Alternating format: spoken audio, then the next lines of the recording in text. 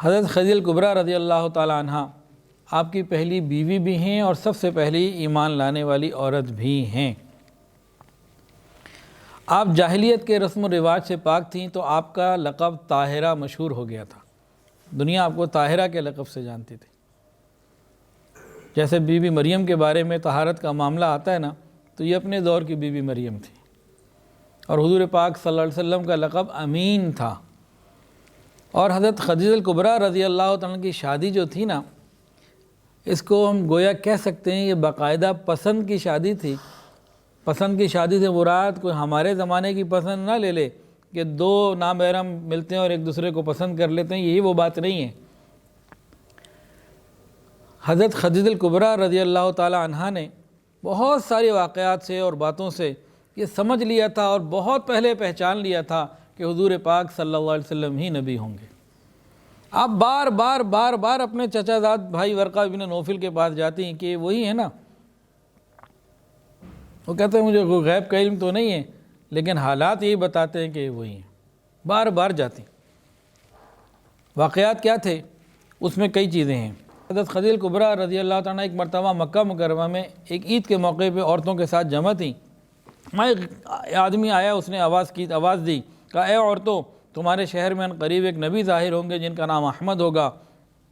اور جو عورت تم میں سے ان کی بیوی بن سکے ضرور بنے، فکر کرو اس کی۔ تو سب عورتوں نے اس آواز دینے والے کو کنکر مارے سوائے حضرت خدیجہ الکبریٰ رضی اللہ تعالیٰ عنہ۔ شادی کے بعد حضرت خدیجہ الکبریٰ رضی اللہ تعالیٰ عنہ تمنا ہوتی تھی کہ کب نبی علیہ السلام پہ وحی نازل ہو اور کیسے معلوم ہو جائے، یقین کسی طرح ہو جائے کہ آپ ہی نبی ہیں۔ تو ایک واقعہ سنیے۔ ایک مرتبہ نبی علیہ السلام بعثت نبوی سے پہلے، وحی نازل ہونے سے پہلے جو اپنے گھر گئے، حضرت خدیجہ آگے آئیں اور آپ سے آگے لپٹ گئی فوراً شوق کے ساتھ، اور کہا میرے ماں باپ آپ پر فدا ہو جائیں، اس عمل سے میری کوئی اور غرض نہیں ہے، مگر مجھ کو یہ امید ہے کہ شاید آپ ہی وہ نبی ہوں جو عن قریب مبعوث ہونے والے ہیں، بس اگر آپ ہی وہ نبی ہوئے تو بعثت کے بعد میرے حق کو یاد رکھیے گا، اور جو خدا آپ کو نبوت دے اس سے میرے لیے دعا کیجیے گا، اس کی بارگاہ میں میرے لیے دعا کیجیے گا۔ یہ بی بی خدیجہ نے کہا۔ تو آپ نے جواب دیا، اے خدیجہ، اگر وہ نبی میں ہوا تو جان لے کہ تو نے میرے ساتھ وہ احسانات کیے ہیں جن کو میں کبھی نہیں بھول سکتا،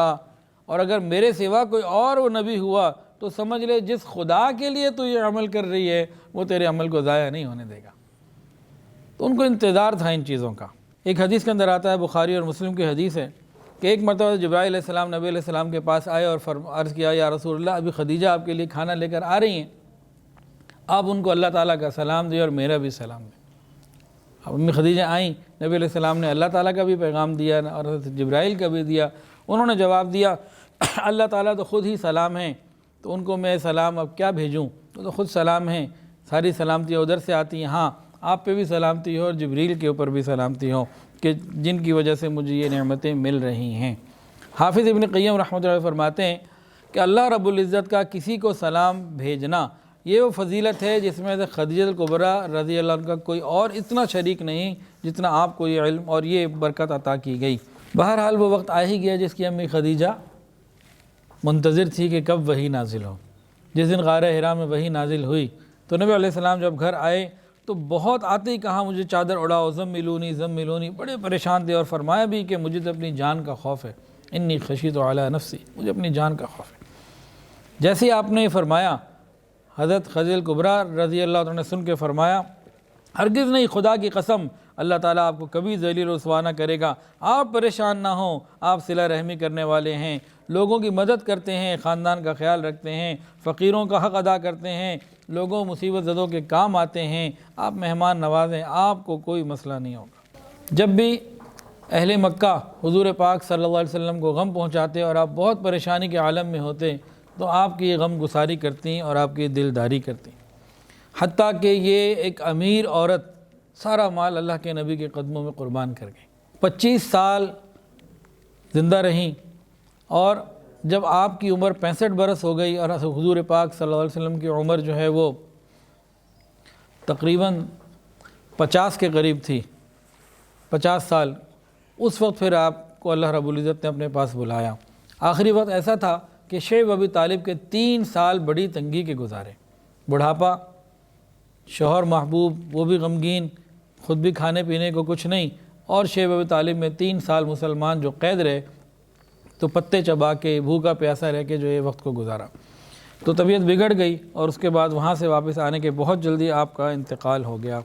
حضرت خدیجہ الکبریٰ رضی اللہ تعالیٰ عنہ نے سب سے پہلے امت میں نماز پڑھی ہے نبی علیہ السلام کے بعد۔ حضرت جبرائیل امین آئے، انہوں نے وضو کیا، نبی علیہ السلام کو سکھایا، نبی علیہ السلام نے بی بی خدیجہ کو سکھایا۔ حضرت جبرائیل آئے، انہوں نے نماز سکھائی، نبی علیہ السلام نے حضرت خدیجہ کو سکھائی۔ تو اس امت میں سب سے پہلے نماز پڑھنے والی حضرت خدیجہ الکبریٰ رضی اللہ تعالیٰ عنہ ہیں۔ نبی علیہ السلام تو خیر نبی ہیں، میں امتیوں کی بات کر رہا ہوں۔ امام ابن کثیر رحمۃ اللہ علیہ نے چند ایسی خصوصیات ان کی ذکر کی ہیں جس میں کوئی اور دوسری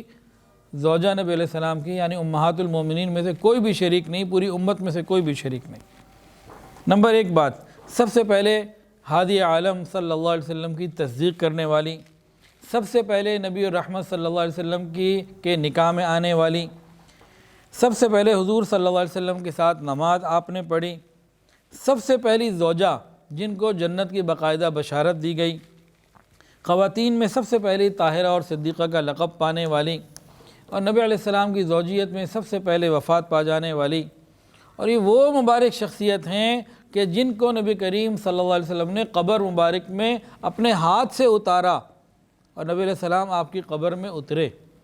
اور آپ کی قبر آج بھی الحمدللہ موجود ہے مکۃ المکرمہ میں